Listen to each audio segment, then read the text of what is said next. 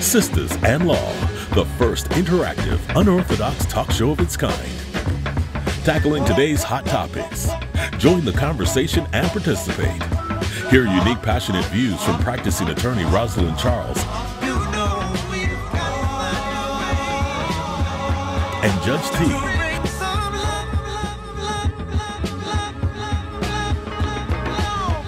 They debate real items that impact your everyday life, giving insights into politics, civil rights, the economy, world event, and the law. A show that finally brings voice to the voiceless.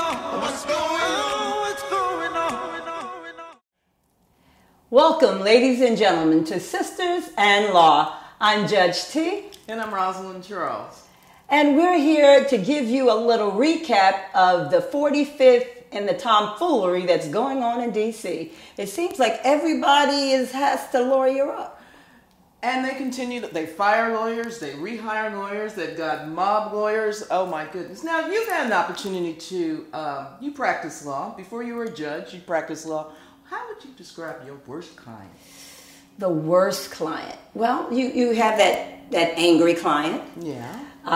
You have that vengeful client, the one who just wants to get back at somebody else. I would agree. You have that unrealistic client. He's unrealistic about the service, the time, the cost, the results. You have that inappropriate client, the one who wants to give you a little bouquet for services. Yes. But the worst client is the lying client, the liar.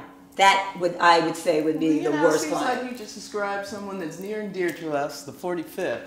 The 45th is lawyered up, and all those things that you just pointed out seem to be the way. Not only does he govern, but he's probably given the lawyer that is representing him quite the challenge. Well, you know what? His lawyer was cursing folk out. He told somebody to send him he sent him an email, told him that he would F him up if he saw him, and a whole lot of the blankety blank blanks.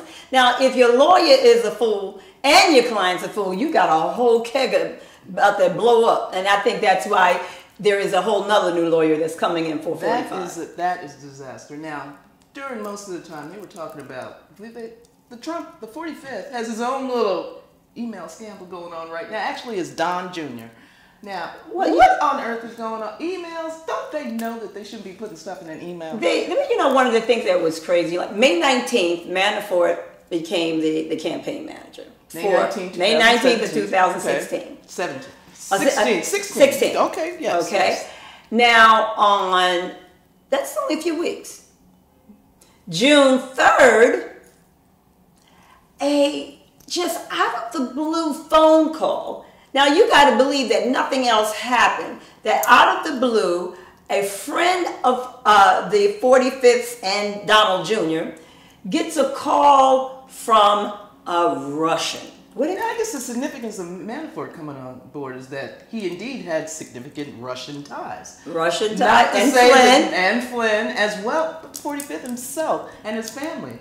They've been hanging out in Russia for a long time themselves. He's having his university pageant there. Okay, so May 2016, Manafort comes on board the campaign.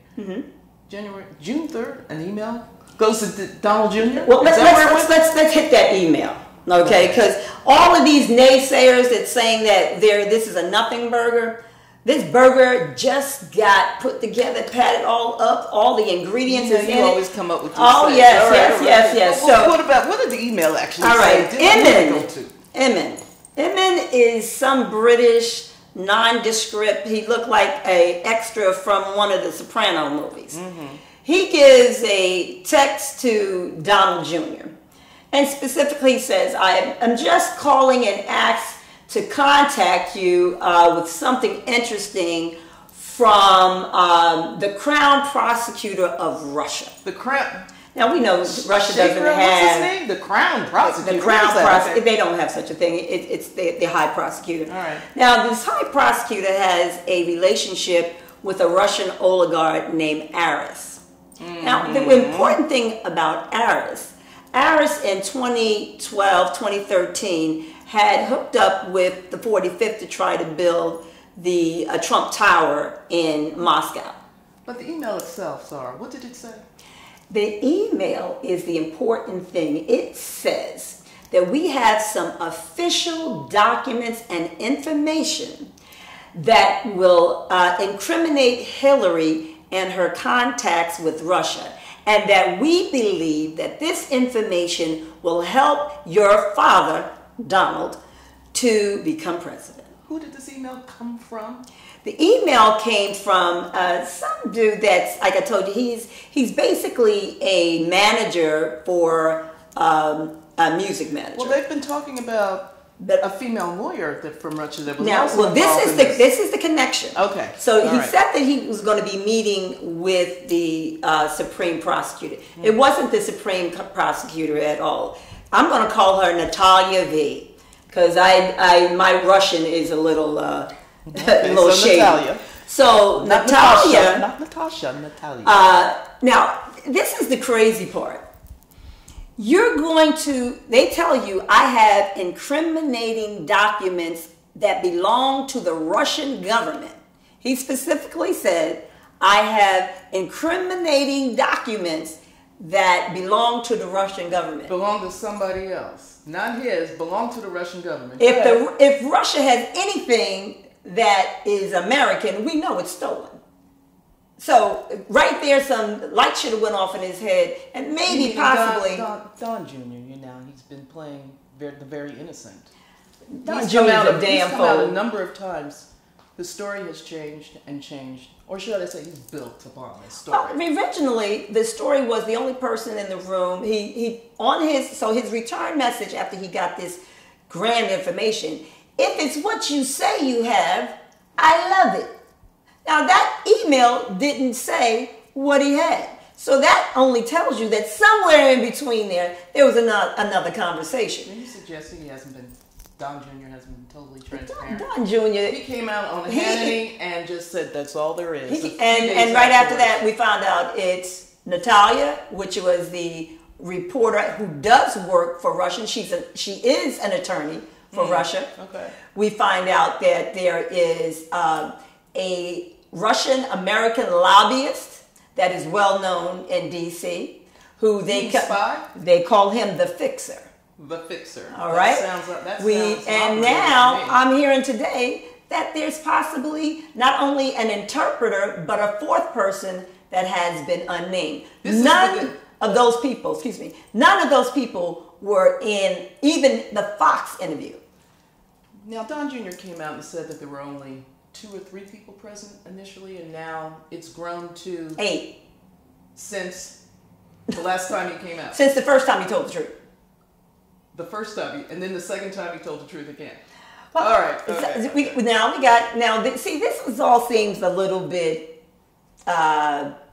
shady, but the person everybody's been concentrating on is Junior. Nobody give a damn about Junior. Junior ain't in administration. But you know who's got a problem? Jerry. Oh, Mr. Kushner. He's the one with the security clearance. Well, Kushner, he should know about the feds. His father spent some time in federal prison, so he should know what he should be saying and what he shouldn't be saying. You know, that will get back to, I guess, part of what is the worst crime, because I think we also need to throw arrogance in there. But his father went to prison for gathering up false information on a relative. So he knows, or should have known, what soon as somebody said, when he saw the email before they even got to the place, because the time was changed. They were supposed to meet at one time, and the guy called back and said, well, excuse me, didn't Don Jr. say that Kushner left the meeting shortly thereafter? Shortly after it began? You hit the our audience up on conspiracy. An agreement between 2 or more persons to commit a crime, or an organization of some sort, or organized plan to commit a crime. What's a crime? And make a significant attempt to follow through. Oh, you mean the overt gap? An overt gap. And so Don Jr. and Kushner and Manafort stayed in the room. Seems like Don Jr. said he was the only one who was talking, but nobody knows what happened.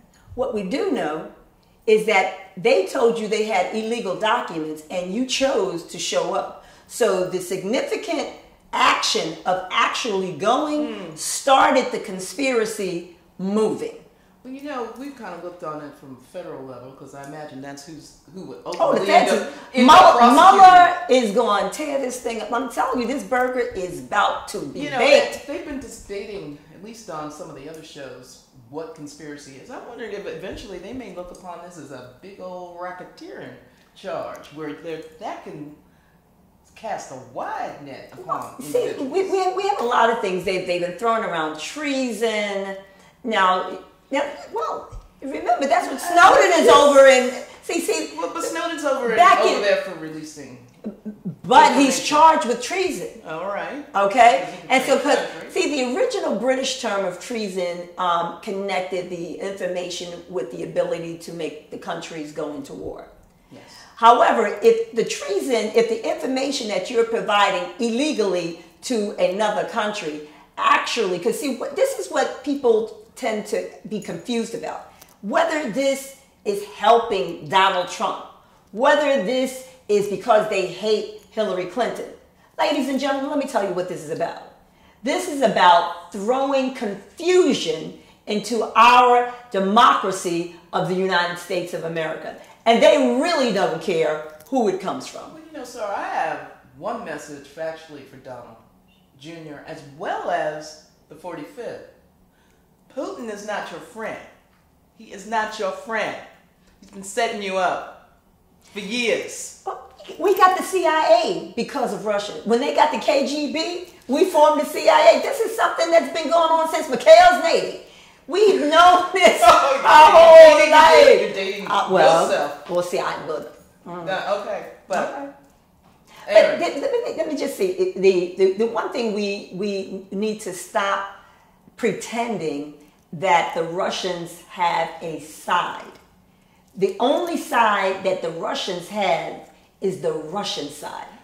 They will cultivate a victim very slowly, and that's what they did with Don Jr. Well, I mean, there's been a lot of talk out there about how Russia operates and how the KGB operates. And Putin, of course, was head of the KGB before he rose to the presidency or his eminence, or however you want to describe him. Mm-hmm. But what has been talked about is how not only do they cultivate, but individuals can get unwittingly duped into becoming a spy, or at least playing into the hands of. Sometimes people don't Russia. know that they're in a treasonous act until they are so caught up in it that they have so much on you, you can't back it out. All right. So, because this is the question we want to discuss. But what I want to clear up is with respect to treason, and in terms of the definition of it's the betrayal of, like you talked about how it was back in the day in the 1700s, right. But in terms of today, how would you define treason? It has the word betrayal of the country. Now, right. What is betraying the country? We've talked about Donald and how it might help the 45th, right. And how this information was supposedly against Hillary. But in general, it has worked to undermine our elections on some level. Is that betraying the country? Is that something that we need to consider? This is what people are confusing, because the talking point for the Russians is that, well, yeah, you know, he didn't get the popular vote. He got the Electoral College. Of course, now, you know, he's getting a whole team to try to debunk that. But more importantly, you don't need to hack 1,000 machines if you can hack 1,000,000 minds. And by putting out was what Russia did and what President Obama and what we have, our 14 or 17 intelligence agencies have said, is that they did hack into the computer systems and that they actually touched 20 different states. So the amount of thousands and thousands of robotic information, negative information going into our system and affecting the minds. You're never going to be able to measure that. You can't. But the fact is that if you put people in a room, it's the Jim Jones Red Kool-Aid series. Oh, no. You know what I keep telling you, drink the Kool-Aid. And that's what 45 is doing. The Kool-Aid was put out by these Russian robots, and he continues to feed it every time he has a rally. Well, let me just suggest then, there is a congressional investigation onto whether or not the Trump campaign colluded with the Russians. Is that collusion? Is accepting the email collusion? Are all of these little things that went outside into all of these computers all over, what, 20 states you said? I mean, as the is that collusion? excuse me, as the lies go, Natalia said, and she admitted, one, being a prosecutor. First they said she was just there about adoption. The last that I had watched on the news and read it in the New York Times and Washington Post, she said she had an envelope. In that envelope explained the Magnitsky Act, which is that was the act that President Obama did when he sanctioned Russia for killing a gentleman named Magnitsky that was actually a double agent for the U.S. government. But she also said in that envelope contained information that was detrimental to Hillary and in fact inferred that she may have had her own connections or ties in Russia. Well, if I may, that's what she said. Did any of that information actually get disseminated? And we don't know. We don't know. Well, I never heard it. I mean, did it get disseminated amongst any of the computers that the Russians stuff got hacked? We don't know who gave it to who. Remember, we up until August, all we heard about was WikiLeaks and Lucifer 3.0. Well, I guess what I'm saying to you, if Natalia indeed gave Donald Jr. this particular information, and if Donald Jr. had this information, what did he do with it? Well, let's talk about the ifs. The initial information came on May 3rd. On that same day, it was 4:20 in the afternoon. I'm going to give you all the time. May 4:20. June 3rd. June 3rd. Okay. June 3rd, because he just hitched the nomination on May 19th. That's when Manafort came in. All right. So June 3rd, he gets the email saying that they have this incriminating information that he's going to speak to this grand prosecutor. On June 7th, the 45th goes in front of the United States public and says, I have some information, and I think I'm going to bring it out maybe Thursday or Friday. It's on a Monday. Okay. Okay, and he says it's going to be some very interesting information about Hillary Clinton. Make your 45th face. Anyway, go ahead. Anyway, go ahead. Now, could it be coincidental that they had this conversation on on June 3rd at 4:30 in the afternoon? So, of course, we now know everywhere that every candidate is. So 4:30 on that afternoon, as this is going on the 24th floor, Donald Trump is in his office on the 25th floor at the same time on the same day. Second, what we also know, Don Jr.'s office is in Trump Tower. But Manafort lives in Trump Tower. But Sarah, the president has said that he didn't know anything about the meeting. Yeah, he didn't know anything about the meeting. Like he don't grab on people's, you know what? Okay. Well, he don't know about the meeting. You know, yeah. About healthcare. He doesn't know. Can I just do a little interjection? Sure. On the VJJ grabber. Oh goodness, what? That fool was over in Paris. He meets the Prime Minister of Paris. I saw that. He meets his wife. Instead of just shaking hands like most gentlemen do in a very gentleman way, he, in front of his own wife. That's why that daggone Melania, she wished she was back with like Rapunzel up in the tower. Well, I saw the She goes and he says to her, "Wow, you look good.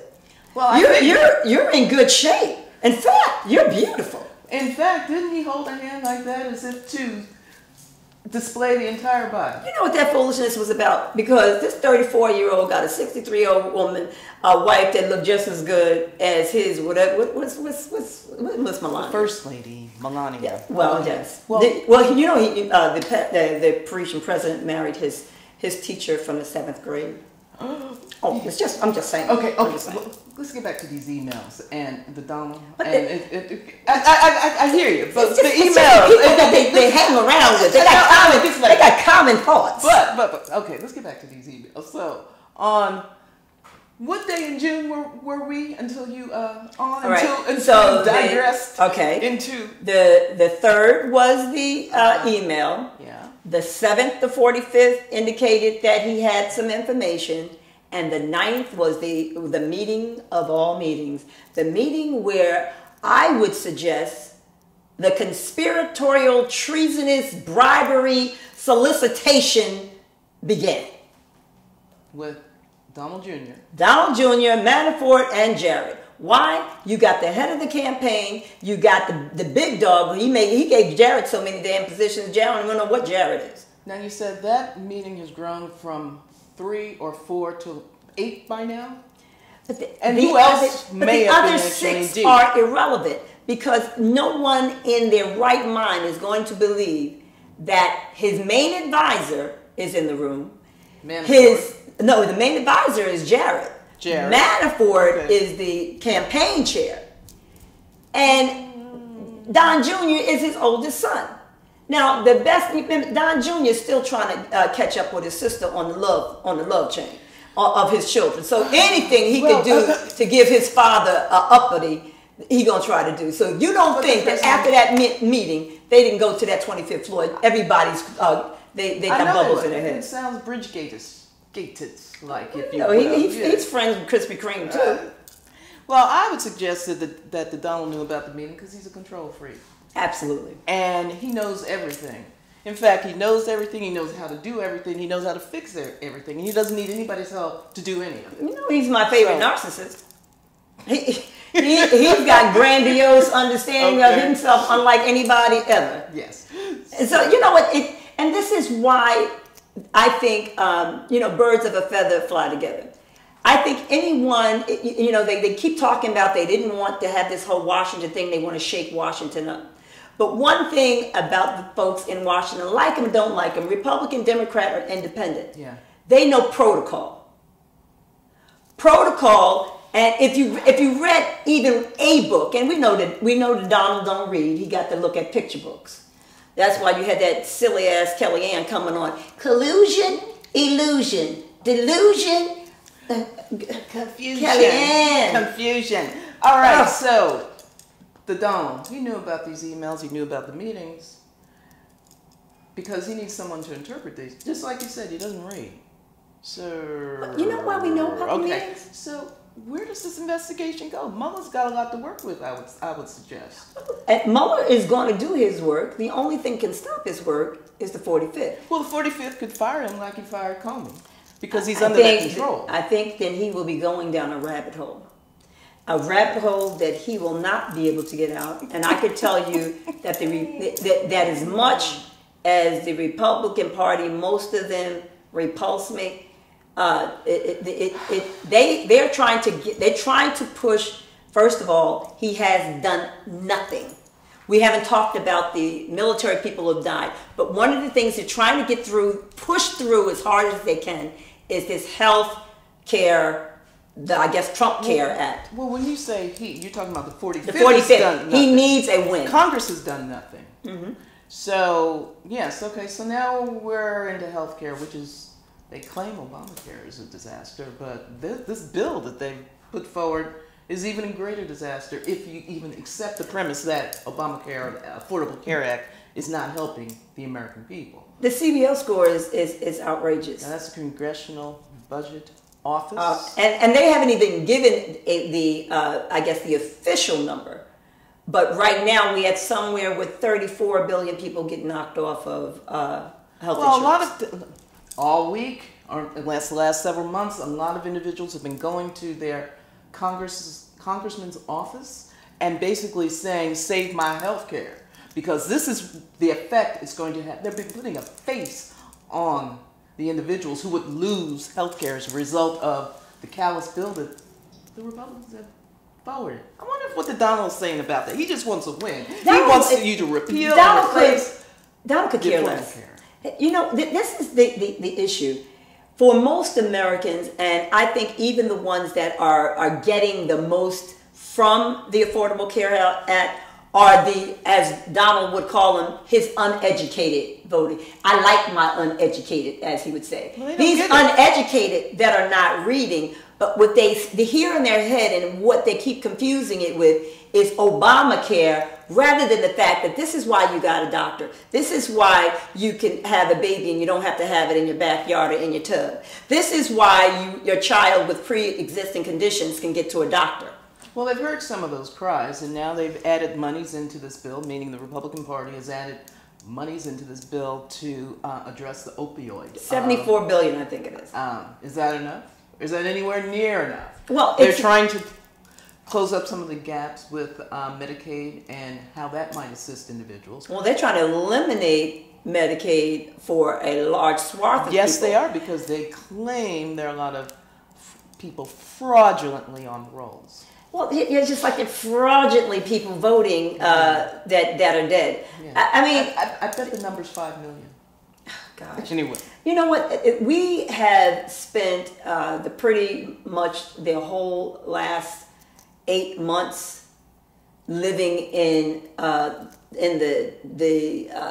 Trump world of this is almost like the Wizard of Oz. You know, and remember the wizard right behind it was just a big old voice and this little man. You've been talking about rabbit holes. What's that, Humpty Dumpty? You've been talking about Alice in Wonderland. Now we're in the Wizard of Oz. It's because it's not real. This has got to be.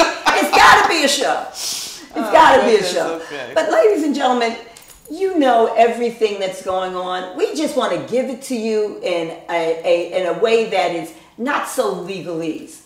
So make sure you continue to join Sisters in Law with Judge Tee and Rosalyn Charles. Make sure you hit us up on Facebook, YouTube, Instagram, and you know what? We still have our webpage, www.sistersandlaw.com. Well, you know what? YouTube, don't forget to subscribe. Now, we've got a few more minutes. We've kind of signed off.